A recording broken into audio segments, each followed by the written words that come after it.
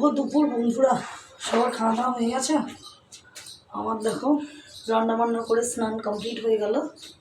তো যেটা বলতে এলাম, কিছু কিছু মানুষ আসলে দেখবে যারা অকাতের বাইরে গিয়ে কথা বলে, যাদের সেই কোনো যোগ্যতা নেই, তারা সেই মন্তব্য করে আর সেই আলোচনা করে।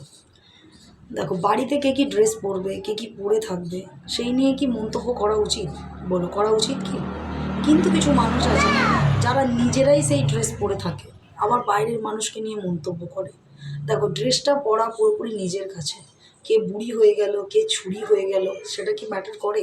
কলকাতা শহরে বেরোলে মানে বুড়ি বুড়ি 50, 60, 70 বছরের মেয়েরা বউরা হাফ প্যান্ট পরে গেঞ্জি পরে বুড়িরা ঘুরছে, তাহলে সেটা তাদের ভালো লাগে। যে যার ড্রেস পরার ব্যাপারটা ভালো লাগার ব্যাপার। সবাই কি আর এটা ভেবে পড়ে যে সেটা তাকে মানাচ্ছে কি না, তাই না? তাহলে যে যারটা নিয়ে সে যারটা ভাবো না বাবুরা।